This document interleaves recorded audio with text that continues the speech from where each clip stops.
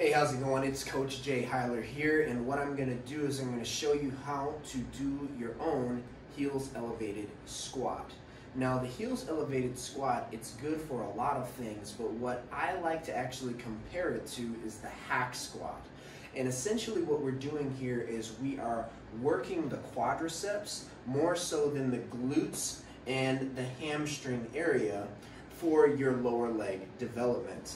Now, how we're going to do this is you're going to grab something like a 10-pound set of dumbbells or a 15 set of dumbbells. So I'm going to grab 10 pounds.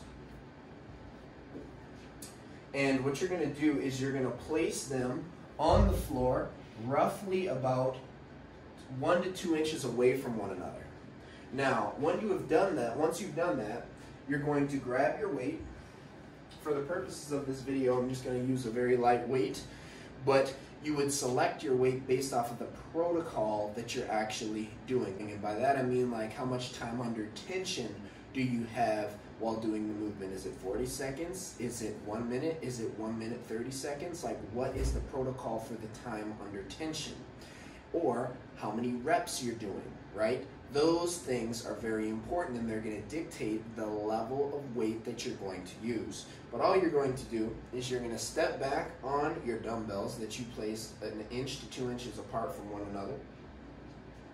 You're going to secure your heels on the knurling, which is the middle part of the dumbbells, and you're going to secure the front of your feet, or your toes rather, on the floor. So you want to feel that there's a solid base of support between your heels and your toes in the knurling of this dumbbell.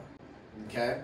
Now, what you're going to do once you feel that is adequate enough is you're going to lift the dumbbell in front of you like a goblet form hand position, which means that we're holding the dumbbell like so. Your palms are simply supporting the underbelly of the top of the dumbbell, and then you grip with your fingers like so. Once you have your grip in order, all you're going to do is you are simply going to squat down, okay? Typically for the squat, you would be squatting down and back.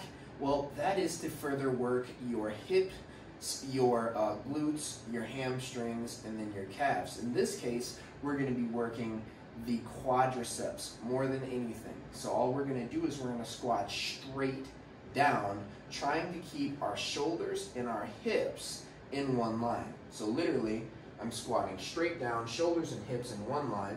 I'm going to tap my hamstrings, which are here, to my calf. That's my full range of motion, and then I'm going to stand.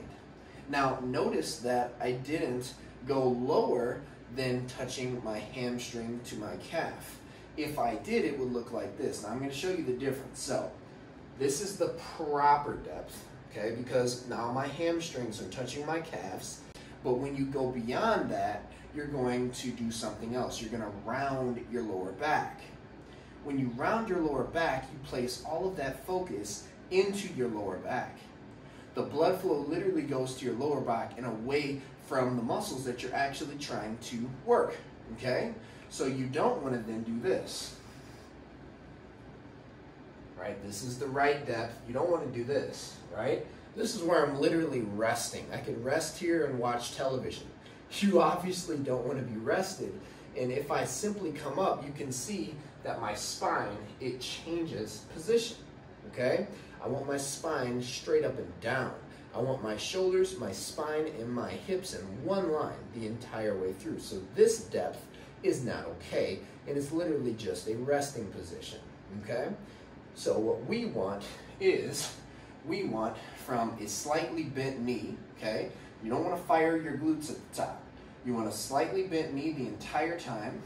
You want your shoulders and your hips and your spine in one line, and you want to simply descend. Tap your hamstrings to your calves, stand, but do not lock out your quads and do not flex your glutes, because now we still have all of the tension on the quadricep, which is what we want. That's why we keep our knees slightly bent throughout the entire movement, even at the top half of the movement. So inhale down through the nose, exhale mouth to the partial stand at the top where we're not locking our quadriceps. Inhale down, exhale up. Inhale down, exhale up. Now, because we're putting so much of that flexion through the knees, that's why we're working so much more of the quadriceps relative to the hamstrings and the glutes. Okay? So hopefully that has made a lot of sense. I'm just going to do 5 reps just so you can see it without me talking.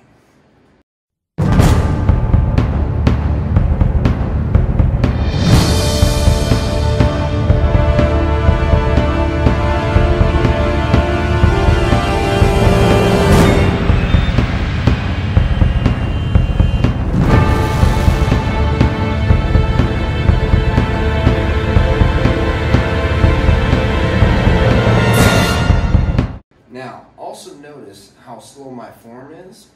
Roughly 4 to 5 or 6 seconds down and roughly 4 to 5 seconds standing up is actually what you want, because you're going to work more of your muscle because you're not going to use momentum. So hopefully that helps. I'm Hyler, and we will speak soon. Peace.